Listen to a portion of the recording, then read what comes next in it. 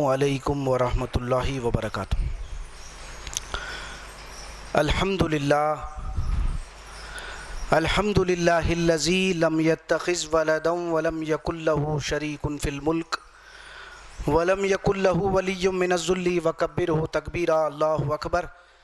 اشہد ان لا الہ الا اللہ واشہد ان محمدا عبدہ ورسولہ، اما بعد۔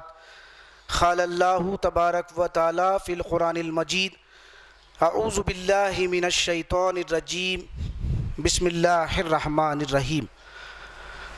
قل انی امرت ان اعبد اللہ مخلصا لہ الدین وامرت لان اکون اول المسلمین۔ قل انی اخاف ان عصیت ربی عذاب یوم عظیم۔ قل اللہ اعبد مخلصا لہ الدین فاعبدوا ما شئتم من دونہ۔ قل ان الخاسرین الذین خسروا انفسهم واہلہم یوم القیامہ الا ذلک هو الخسران المبین۔ لهم من فوقهم ظلل من النار ومن تحتهم ظلل ذلك يخوف الله به عبادا یا عبادی فاتقون۔ وقال النبی صلی اللہ علیہ وسلم: لكل شيء طریق وطریق الجنہ العلم۔ محترم سامعین کرام، سورہ زمر کی 11 سے لے کر 16 تک کی آیتیں تلاوت کی گئی ہے، اور اس کے ساتھ نبی کریم صلی اللہ علیہ وسلم کا ارشاد بھی جو ہے نا سنایا گیا ہے۔ ان آیات کے جو مطالب ہے، اللہ رب العالمین کا ارشاد ہے سورہ زمر کی 11 سے لے کر جو 16 تک کی آیتیں پڑھی گئی: قل انی امرت ان اعبد اللہ مخلصا لہ الدین۔ کہہ دیجئے اے نبی کریم صلی اللہ علیہ وسلم، مجھے حکم دیا گیا ہے کہ میں اللہ کی بندگی خالص کروں بغیر ملاوٹ کے۔ اور کہہ دیجئے اے نبی کریم صلی اللہ علیہ وسلم، مجھے حکم دیا گیا ہے کہ جو اللہ کی بندگی کو جو خالص کرنا ہے کسی چیز کے ملاوٹ کے بغیر، تو سب سے پہلے میں اس حکم کی تعمیل کے میں کیا کروں؟ اپنے سر کو جھکا دوں، مطیع اور فرما بردار بنوں۔ قل انی اخاف ان عصیت ربی عذاب یوم عظیم۔ کہہ دیجئے اگر میں بھی رسول ہونے کے باوجود اللہ کی عبادت کو خالص نہیں کروں گا، اللہ کو خالص ہو کر نہیں پکاروں گا، کسی اور کو ملاوٹ کر لوں گا، دعاؤں میں واسطہ وسیلہ ہے یا کوئی شفاعت کا جو تصور ہے، سفارش کریں گے، اگر میں بھی شرک کروں گا، رسول ہونے کے باوجود میں اللہ کے اس عذاب سے نہیں بچ سکتا۔ قل اللہ، کہہ دو بندگی خالص اللہ ہی کے لیے ہے، تم جس جس کی چاہو بندگی کرو، جس جس کو چاہو پکارو۔ کہہ دیجئے اصلی گھاٹا وہ گھاٹا ہے جس دن انسان اپنے آپ کو، اپنے بال بچوں کو اس آگ کے اندر پائے گا اپنے فکر اور عمل سے۔ خوب سن رکھو، وہی اصلی گھاٹا ہے۔ وہ گھاٹا کیسا گھاٹا ہے؟ چھت بھی آگ کا ہوگا، فرش بھی آگ کا ہوگا۔ اے میرے بندو، میرے اس عذاب سے بچنے کے لیے تم کو دنیا میں جو عمل کا موقع دیا جا رہا ہے، اس کو غنیمت جانو۔ یہی وہ موقع ہے جہاں پر ہم کو اپنے عقائد کو سدھارنا ہے، ہمارے اعمال کو سدھارنا ہے۔ موت کے بعد کی ابدی زندگی میں کوئی بھی رسول یا کوئی بھی پیر یا پیغمبر یا مرشد یا بزرگان دین ہم کو اس اللہ کے عذاب سے نہیں بچا سکتے۔ اور رسول اللہ صلی اللہ علیہ وسلم کا ارشاد ہے، آپ فرماتے ہیں: لِكُلِّ شَيْءٍ طَرِيقٌ وَطَرِيقُ الْجَنَّةِ الْعِلْمُ۔ ہر چیز کے حاصل کرنے کا دنیا میں ایک ضابطہ، ایک طریقہ ہے۔ اسی طرح اگر جنت حاصل کرنا ہے تو قرآن کا علم حاصل کرنا ضروری ہے، یعنی اس کی اہمیت کو بتایا جا رہا ہے۔ تو سب سے جو بنیادی بات انہی آیات کے حوالے سے، سارے انبیاء کرام، جتنے بھی انبیاء کو اللہ رب العالمین نے مبعوث کیا، اٹھایا ہم ہی میں سے، کوئی مافوق البشر کو نہیں اٹھایا اللہ تعالیٰ۔ اللہ رب العالمین انسانوں ہی میں سے ایک انسان کو رسول بنائے ہیں، اور رسولوں کے ذریعے جو بنیادی پیغام انسانوں کو جو دیا گیا وہ کیا ہے؟ موت کے بعد کی ابدی زندگی کے تعلق سے دعوت دی ہے. اِنَّا أَخْلَصْنَاهُمْ بِخَالِصَةٍ لِذِكْرِ الدَّارِ، ہم نے انبیاء کو اس خاص ڈیوٹی، ذمہ داری اور فرائض پر مختص کر دیا کہ وہ اس گھر کی یاد دلائے.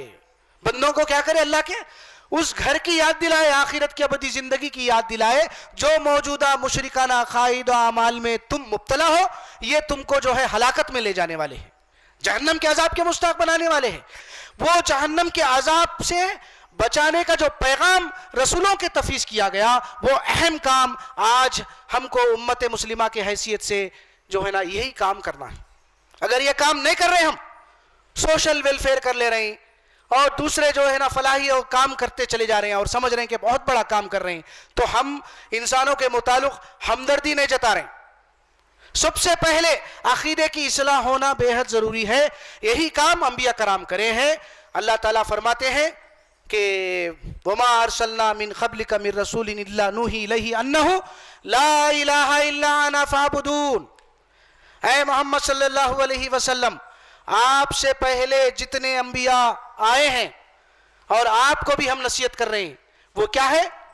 اللہ ہی کی بندگی، خالص ہونا، کوئی ملاوٹ کے بغیر، طاغوت کی بندگی سے اجتناب کرنے کی دعوت انبیاء دیے. یہی بات اللہ کے رسول صلی اللہ علیہ وسلم کے ذریعے کہلوا رہے ہیں اللہ تعالیٰ قرآن مجید میں. ان هو الا نذیر لکم بین یدیہ عذاب شدید، میں تم کو وہ عذاب شدید کے آنے سے پہلے تمہارے اس موجودہ مشرکانہ عقائد سے تم کو ڈرا رہا ہوں، جس کا نتیجہ آخرت میں کیا ہے؟ جہنم کی آگ ہے جس میں تم ہمیشہ ہمیشہ جلو گے. وہ معمولی بات نہیں ہے. تو یہ جو ہے نا انبیاء کی جو ہے نا دعوت رہی. اب آئیے، اللہ ماشاء اللہ ہم مسلمان جس بگاڑ میں مبتلا ہے اس بگاڑ کو پوائنٹ آؤٹ کرنا بے حد ضروری ہے. جو تصورات ہے ہمارے دعاؤں میں واسطہ ہے، وسیلہ ہے، کیوں کر رہی؟ تاکہ رسول اللہ صلی اللہ علیہ وسلم کی شفاعت کل آخرت میں ہمارے کام آئے گی، وہ ہم کو شفاعت کریں گے. یہ ہمارے سفارشی ہے دنیا میں، اس لیے ہم یہ بزرگان دین سے ہماری عقیدت اور محبت کا اظہار ہے. یہ تصورات میں، باطل تصورات میں مسلمان زندگی گزار رہے ہیں. اس کا مطلب یہ ہے کہ ہم اللہ کی اس کتاب کو سمجھ کر عمل کی نیت سے اپنے عقیدے کی درستگی کے لیے نہیں پڑھ رہے ہیں. اور چند بنیادی باتیں میں آپ حضرات کے ذہنوں میں بٹھانا چاہتا ہوں، وہ یہ ہے: عقیدے کے لیے نص قرآنی کا ہونا ضروری ہے، عمل کے لیے سنت رسول ضروری ہے. مثال کے طور پر اگر اللہ تعالیٰ رسول کو نہیں بھیجتے ہوتے تو بندے کل آخرت میں اللہ کے سامنے عذر پیش کرتے، ربنا لولا ارسلت الینا رسولا فنتبع آیاتک ونکون من المؤمنین. اے ہمارے پروردگار، تو ہمارے لیے رسول کو کیوں نہیں بھیجا؟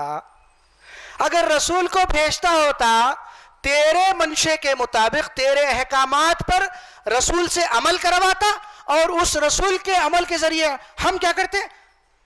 عمل کرتے. عبادات، ذکر و یاد، ثواب کے کام، تزکیہ نفس اور تطہیر قلب، ان امور میں نبی کریم صلی اللہ علیہ وسلم کی اتباع لازمی و ضروری ہے. اس پر عمل کرتے، اتباع کرتے اور ایمان والوں میں ہو جاتے. تو یہ اہم بات ہمارے ذہنوں میں بیٹھنا ضروری ہے. کیا واقعی محمد رسول اللہ صلی اللہ علیہ وسلم کوئی بات قرآن کے خلاف کہہ سکتے ہیں؟ نہیں کہہ سکتے. آپ کا کوئی قول اور کوئی فعل کیا ہے؟ قرآن کے خلاف نہیں ہو سکتا. یہ ذہن میں رکھیے. پھر سورہ نساء کی 82 نمبر کی آیت بھی ذہن میں رکھیے. وہ یہ ہے کہ افلا یتدبرون القرآن وَلَوْ كَانَ مِنْ عِنْدِ غَيْرِ اللَّهِ لَوَجَدُوا فِيهِ اخْتِلَافًا كَثِيرًا. اگر یہ قرآن غیر اللہ کی طرف سے اتارا جاتا تو اس میں تم متضاد باتیں پاتے، کانٹرڈکشنز ہوتی، کوئی بات کچھ ہو رہی تو کوئی بات کچھ ہو رہی. اللہ رب العالمین کا کلام اس جو ہے نا سارے نقائص سے کیا ہے؟ متضاد باتوں سے پاک ہے. اب وہ روایات کا جائزہ ہم لینے کی کوشش کریں گے جن روایات سے شفاعت کو ثابت کرنے کی کوشش کی جاتی ہے، اور پھر اللہ تعالیٰ کا جو ہے نا کیا آرڈر ہے قرآن مجید میں، اور پھر وہی احادیث جو متضاد ہے. روایات میں بھی ایسی باتیں ہیں کہ شفاعت کو کنڈم قرار دیا جا رہا، کلعدم قرار دیا جا رہا، پھر وہی روایات کے ذریعے شفاعت کو ثابت کرنے کی کوشش کی جا رہی. تو کیا بات معلوم ہوئی؟ تو پھر نبی کریم صلی اللہ علیہ وسلم کی دو رائے ہے، دو باتیں ہیں جو ٹکرانے والی ہے. ایسا ہو سکتا؟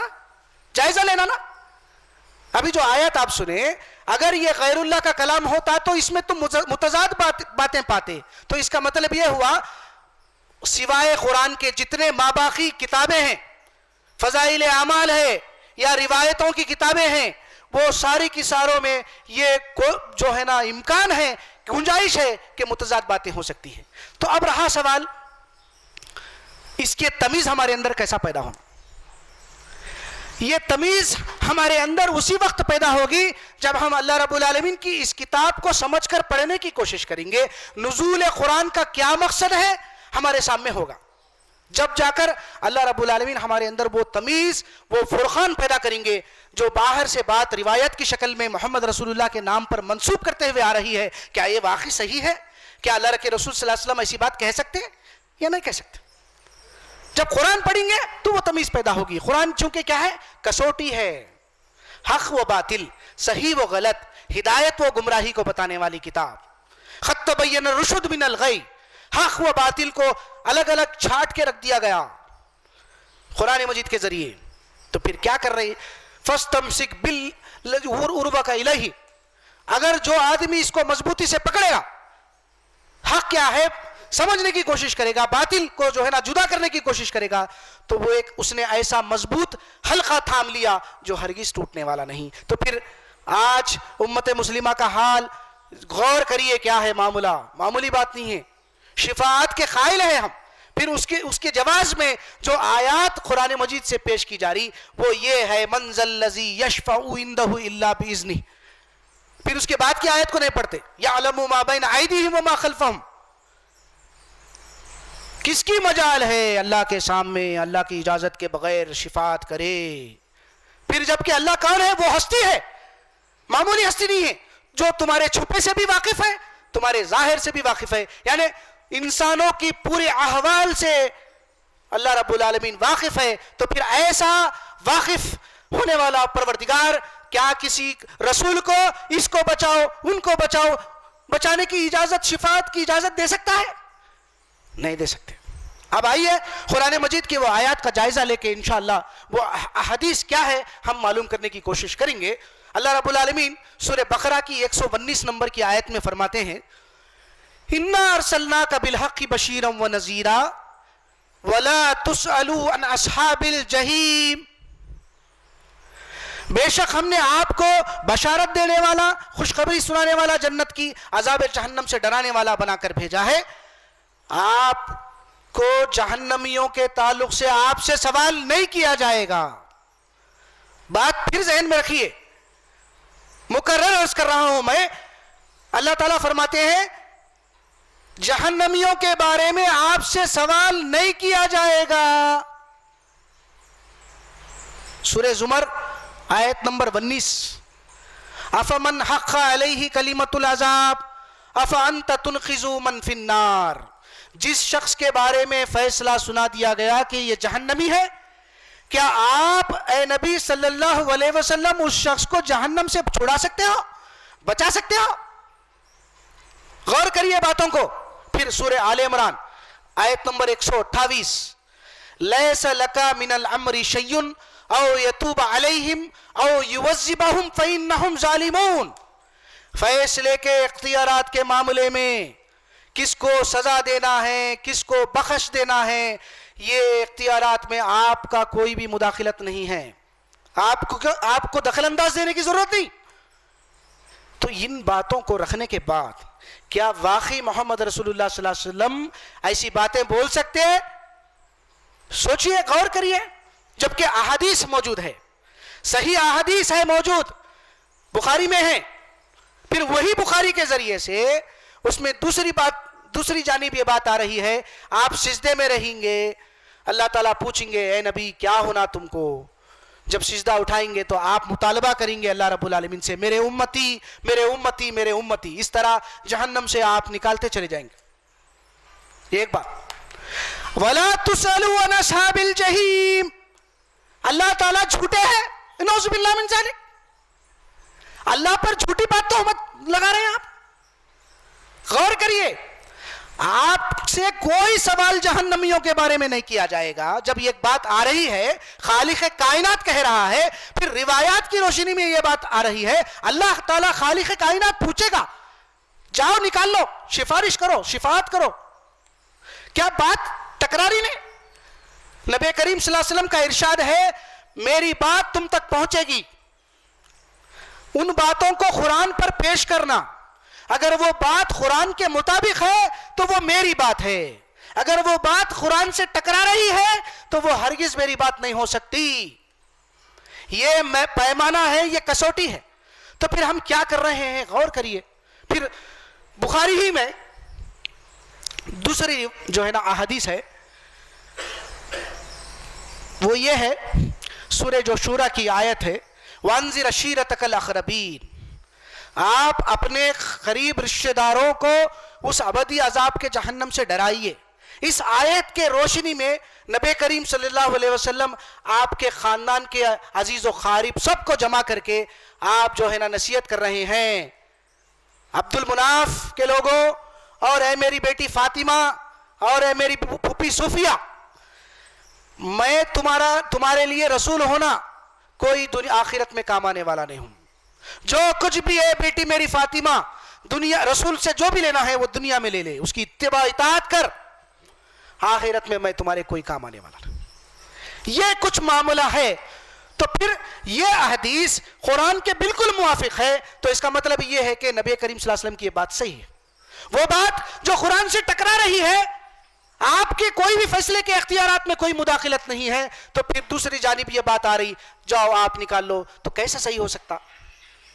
کیا ہم شفاعت کے امیدوار ہیں؟ غور کرنا یہ باتوں کو. ہم جب تک کہ ہم یہ باتوں کو غور نہیں کریں گے، یاد رکھیے ہمارے عقائد کی درستگی نہیں ہوتی. ہم صرف جو ہے نا اندھی تقلید کرتے چلے جا رہے ہیں. اور اگر اس طرح زندگی غفلت میں گزار رہے ہیں، میری ہمدردانہ جو ہے نا جو مشورہ ہے آپ حضرات سے، اور میں خود بھی اپنی زندگی کا جائزہ لوں، ہم عقیدے کو درست کرنا بے حد ضروری ہے. اگر نہیں کریں گے تو کل آخرت میں جو انجام ہے وہ کیا ہے؟ وہ ابھی آپ سنیں سورہ زمر کی جو آیتیں ہیں، لَهُم مِّن جَهَنَّمَ مِہَادٌ وَمِن فَوْقِهِمْ غَوَاشٌ وَكَذَلِكَ نَجْزِي الظَّالِمِينَ. سورہ اعراف کی آیت ہے. یہاں سورہ زمر میں چھت بھی آگ کا ہوگا، فرش بھی آگ کا ہوگا. اے میرے بندو، میرے اس عذاب سے بچنے کی دنیا میں کوشش کرو. سورہ اعراف میں اللہ فرماتے ہیں، کیا بولے اللہ تعالیٰ؟ اوڑھنا بچھونا بھی آگ کا ہوگا.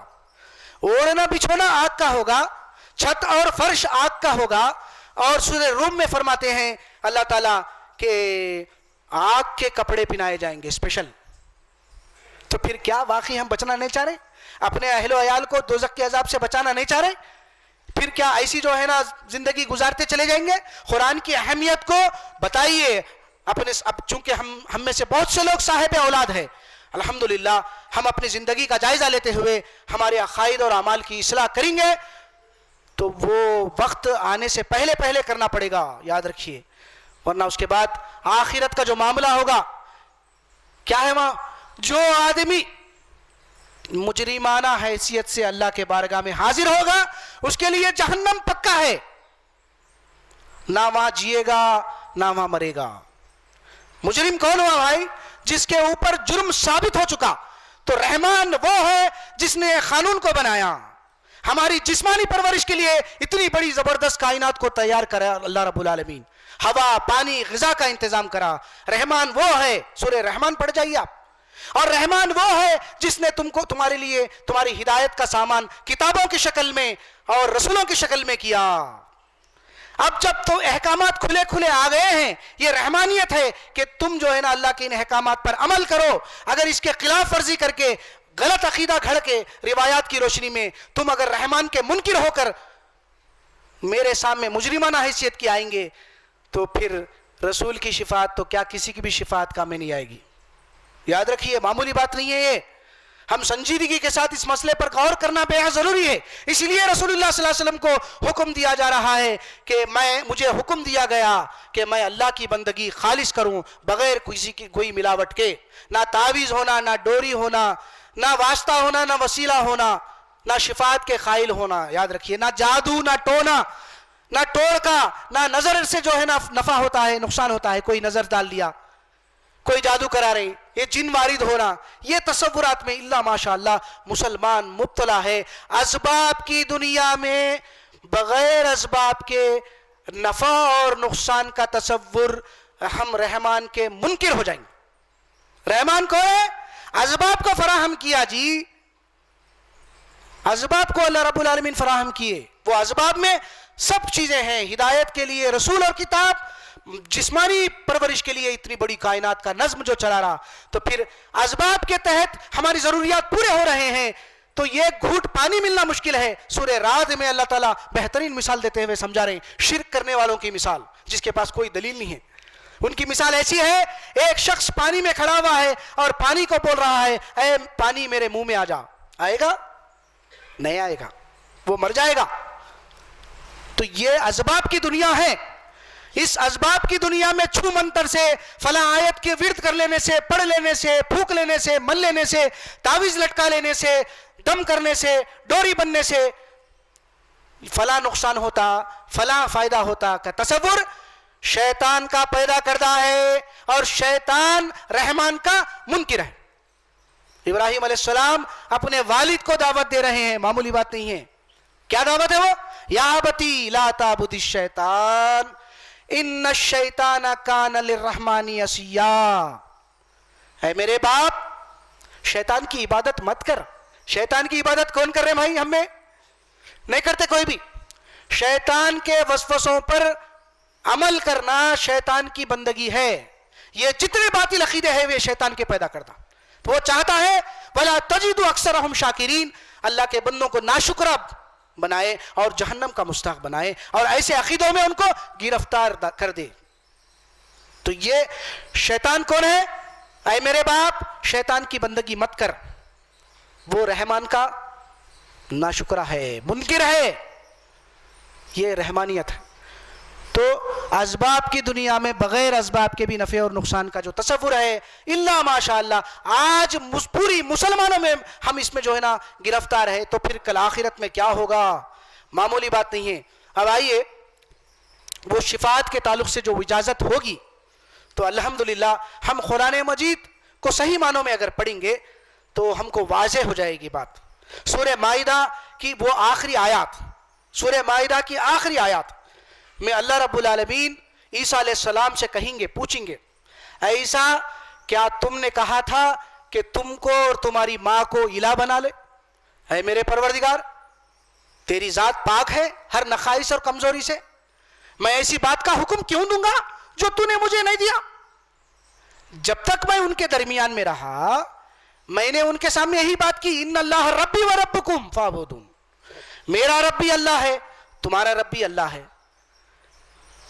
تو جب تو مجھے اٹھا لیا تو مجھے نہیں معلوم یہ لوگ جو ہے نا میرے پیچھے کیا کرتے تھے، میرے سینے میں کیا ہے تجھے علم ہے، تیرے سینے میں کیا ہے یہ مجھے نہیں معلوم۔ اب یہ تیرے بندے ہیں پروردگار، وقت کا رسول اپنی امت کے تعلق سے یہ جو عقیدہ رکھنے والے پوری عیسائیت کو قلعدم قرار دے رہا ہے۔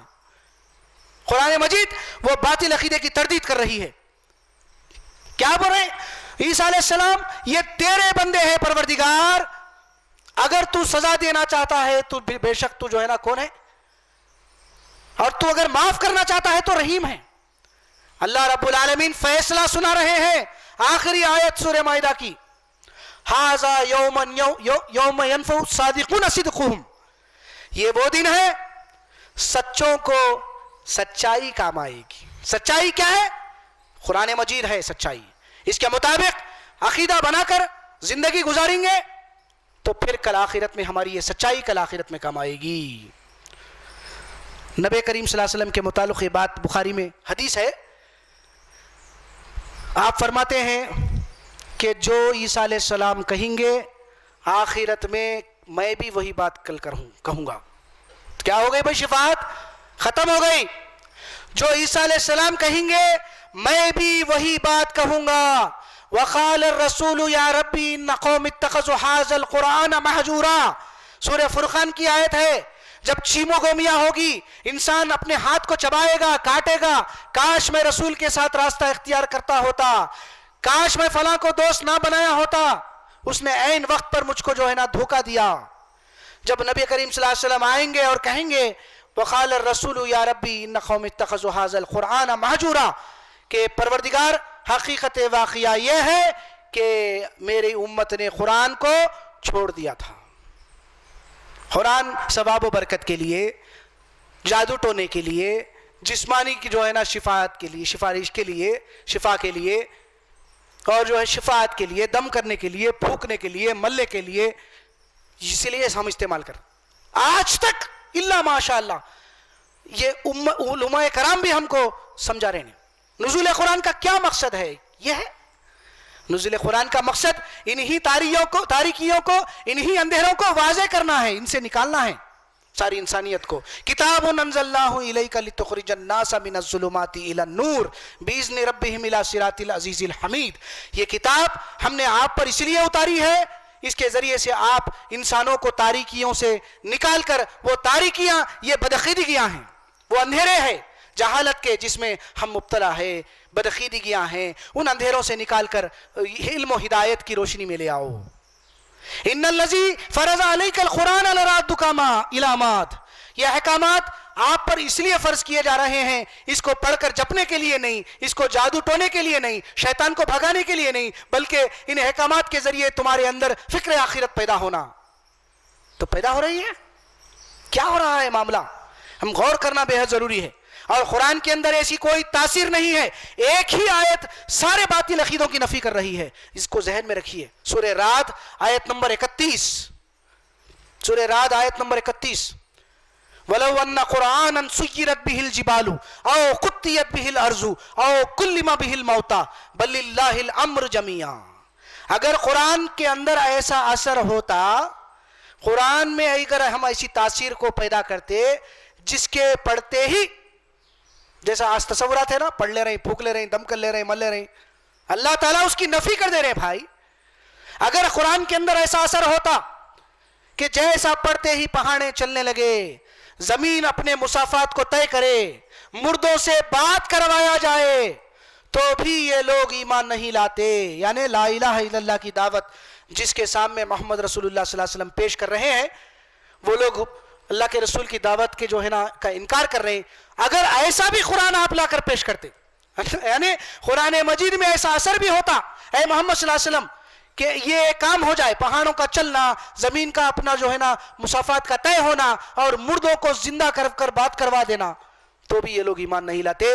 بلکہ یہ قرآن کے اندر یہ تاثیر نہیں ہے، یہ قرآن کے کام نہیں ہے، بل للہ الامر جمیعا، یہ قدرت کے کاموں میں سے ہے، یہ قانون نہیں ہے۔